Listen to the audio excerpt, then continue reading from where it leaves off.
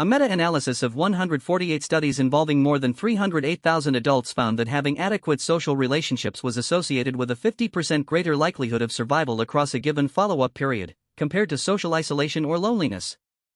50%. The researchers noted that the effect size was comparable to quitting smoking, specifically, the equivalent of smoking 15 cigarettes per day, and exceeded the mortality risk associated with physical inactivity, obesity, and alcohol consumption. For adults over 55 navigating the social transitions that come with retirement, children leaving home, and the loss of long-standing relationships, this finding is not a soft, feel-good message. It is a hard biological datum. The word loneliness often gets classified as a mental health concern, something to manage emotionally, perhaps through therapy or social media or staying busy. What the Holt-Lundstad meta-analysis demonstrates is that this framing is inadequate. Loneliness and social isolation produce measurable biological changes in cortisol levels, in inflammatory markers, in immune function, in sleep architecture, in cardiovascular stress response that accumulate over years and manifest as elevated disease rates and earlier death. The mechanism is physiological, not merely psychological. For the 55-plus population, this finding lands in a particular context.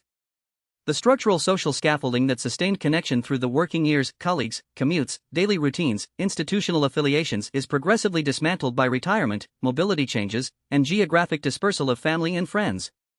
Social isolation in older adults is not a personality deficit or a weakness.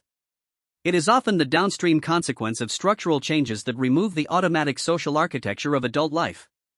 Understanding that these structural changes have real mortality implications is the first step toward building a deliberate replacement.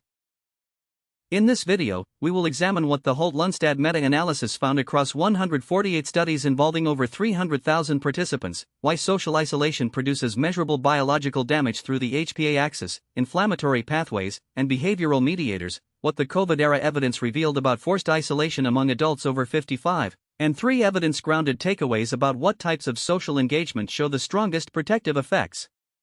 In the published literature. Quick note before we begin, this is educational content based on published research, not medical advice. Talk to your physician before changing your regimen.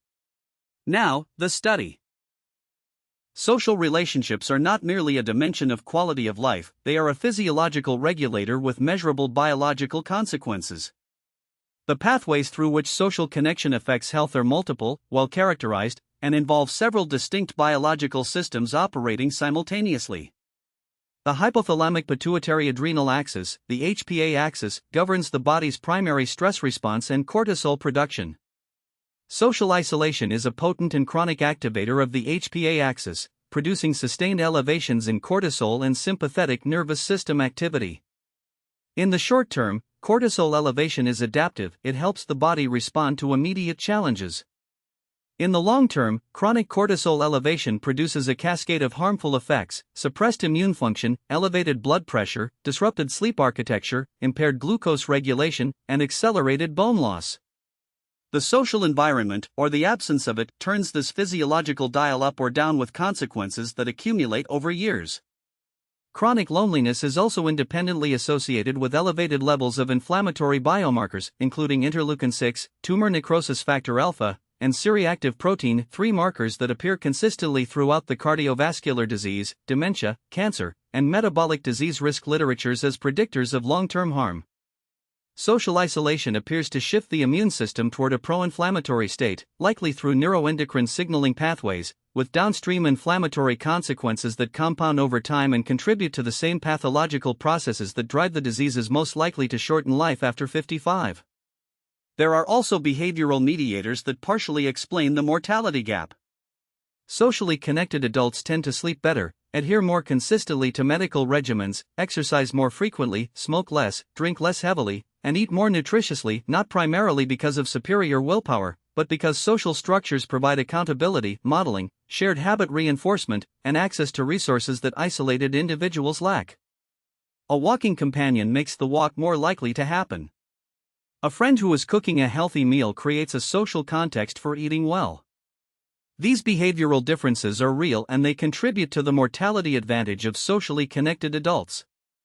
But they do not fully account for it. After statistical adjustment for health behaviors, social relationships retain independent mortality effects, indicating a direct biological pathway above and beyond the behavioral mediation.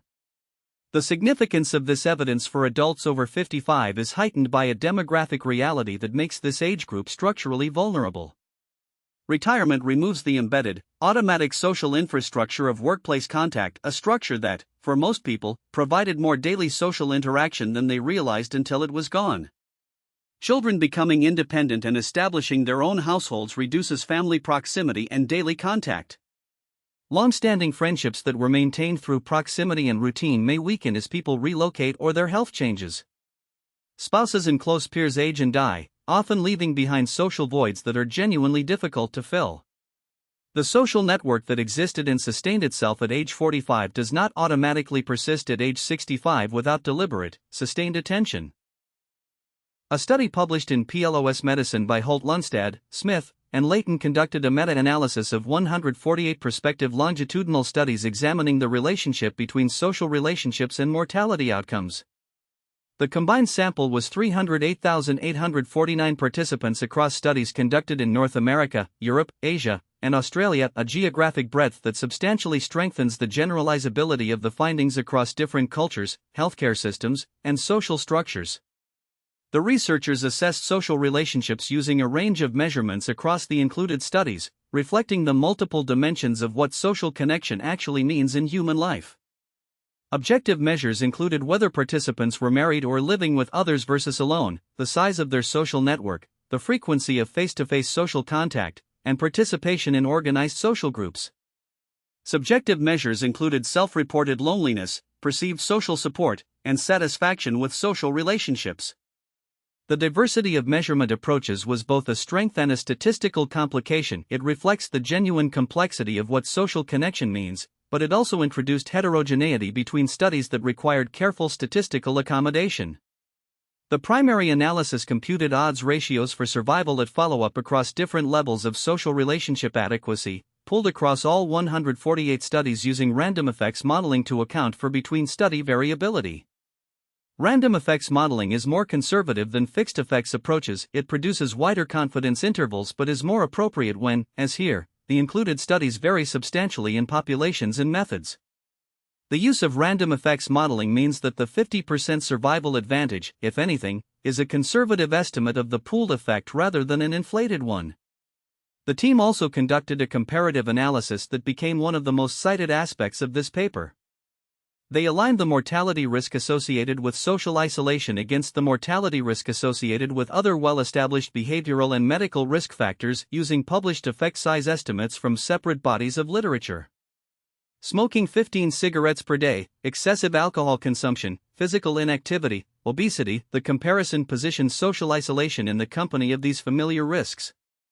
This comparison was explicitly framed by the authors not as a clinical equivalence claim but as a public health communication tool, a way to convey to policymakers and clinicians that social health deserves the same systematic attention as these more widely recognized risk factors. The primary finding was an odds ratio of 1.5 for survival among people with adequate social relationships compared to those who were socially isolated or had poor social relationships. That is a 50% greater odds of being alive at the study's follow-up assessment, a substantial and statistically robust effect that remained consistent across 148 diverse studies using different populations, different measurement approaches, and different follow-up durations. The effect was consistent across multiple dimensions that might otherwise have been expected to modify it. Age groups, both younger and older adults, showed similar magnitudes of effect. Men and women showed similar relationships. Healthy community-dwelling populations and clinically ill populations showed similar patterns. Studies with follow-up of 2 years and studies with follow-up of several decades both showed the association. This breadth of consistency across such heterogeneous conditions is one of the hallmarks of a genuinely robust finding rather than a methodological artifact. What the researchers found next is even more important for this age group. The comparative analysis placed social isolation firmly in the company of well-established and heavily studied medical risk factors in terms of its mortality effect size. The social isolation risk estimate was comparable to or larger than the mortality risk associated with smoking 15 cigarettes per day, exceeded the mortality risk associated with physical inactivity, and was larger than the mortality risk associated with obesity across the comparison studies. The researchers explicitly stated that social relationships deserve the same level of sustained public health attention as these more widely recognized and more commonly addressed risk factors.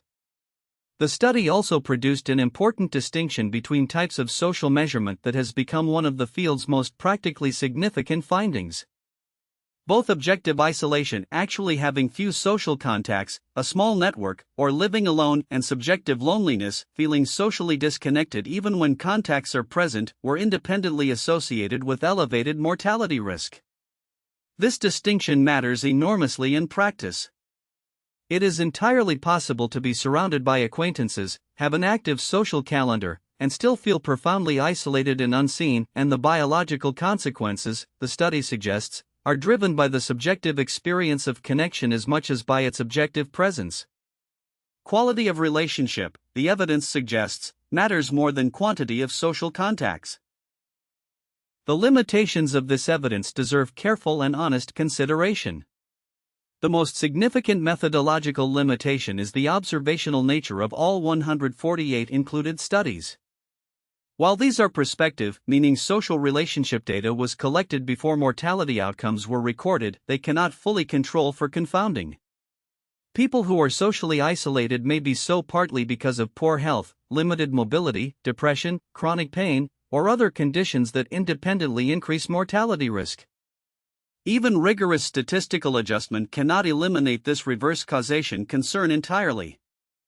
An older adult whose health is declining may become progressively more isolated as a direct consequence of that decline, making it appear as if isolation predicts mortality when in fact declining health predicts both isolation and mortality simultaneously. The researchers applied sensitivity analyses to address this concern, including analyses that excluded studies with shorter follow-up durations, where reverse causation is most likely. The association remained after these exclusions, which is reassuring, but does not fully resolve the causal inference question. The Holt-Lundstad meta-analysis is the strongest available evidence that social relationships are associated with longevity, but it does not and cannot constitute causal proof in the strict experimental sense. The heterogeneity of social relationship measurement across studies is also a genuine limitation. Counting the number of social contacts is not the same as measuring relationship quality or the subjective experience of connection. Studies using objective network size measures and studies using subjective loneliness ratings were pooled into a single estimate, which obscures potentially important distinctions about what specific types of social engagement are most protective for which populations. The COVID-19 pandemic created an involuntary natural experiment in extended social isolation that is only beginning to be analyzed in long-term health outcome data. Early indicators from the pandemic period suggest that lockdown-related isolation produced measurable increases in reported loneliness, depression, inflammatory markers, and biomarkers of psychological stress among older adults specifically. The long-term mortality consequences of that period will take additional years of follow-up to fully characterize, but the biological plausibility of harm from enforced isolation is well established. There's a catch that matters specifically if you're over 55. The digital revolution offers new forms of social contact, video calls, online communities, text messaging, but the evidence on whether digital contact produces the same biological benefits as in-person contact is limited and mixed. Some research suggests that digital connection offers partial but not complete substitution for face-to-face engagement. The mechanisms underlying the biological benefits of social connection, including synchronous vocal processing, facial microexpression reading, physical proximity signaling, and touch, may not be fully replicated in screen-mediated interaction. 3 takeaways grounded in what the Holt-Lundstad meta-analysis and the broader social health literature tell adults over 55. Takeaway 1: prioritize depth over breadth in social relationships. The mortality data shows that a small number of high-quality, close relationships provides more robust protection than a larger network of shallow contacts. The mechanism involves the subjective sense of being genuinely known and emotionally valued, a state that casual acquaintances cannot produce but that 2 or 3 close relationships can. For adults whose network has contracted with age, invest in deepening existing relationships rather than expanding a thin social periphery. Regular, predictable, reciprocal contact with 2 or 3 people carries the strongest protective signal in the evidence. Takeaway 2: structured, institutionalized social engagement shows benefits beyond what informal contact provides. Volunteering, religious communities, clubs, community education, group fitness, choir research on these settings consistently shows mortality benefits beyond the social contact alone. The additional mechanisms include role identity, the accountability of recurring commitments, and cognitive engagement through shared activities. For adults rebuilding social structure post-retirement, organized involvement in a community institution appears more protective than equivalent hours of unstructured socializing. Takeaway 3: physical presence matters in ways digital contact may not fully replicate, though digital is far better than isolation. In-person engagement activates synchronous vocal processing, facial micro-expression reading, and physical proximity cues that screen-mediated interaction may not fully replicate. For adults with the option of in-person engagement, prioritize it. For those with mobility or geographic barriers, digital connection is meaningfully health supportive. Treat in-person social time as a health behavior with the same deliberate priority as exercise and nutrition. The Holt-Lundstad meta-analysis of 148 studies and over 300,000 adults makes a case that is difficult to dismiss. Adequate social relationships are associated with a 50% greater likelihood of survival, with effect sizes comparable to quitting smoking and exceeding those of physical activity and obesity. For adults over 55 navigating the social transitions of this life stage, social health is not a background lifestyle factor or a soft consideration to address after the real health variables are managed. It is a primary health variable with measurable biological underpinnings, deserving the same deliberate attention as blood pressure, cholesterol, and glucose. Building and protecting social connection after 55 requires the same intentionality that effective exercise or dietary change requires. The structure no longer provides it automatically. That is the practical lesson this research delivers. The PDF guide on reading your biomarker panel, linked in the description, addresses the inflammatory and stress biomarkers most relevant to the biological pathways through which social health affects longevity. Subscribe to continue this series. This is educational content, not medical advice. Always consult with your physician before changing your regimen. Studies are preliminary, individual responses vary.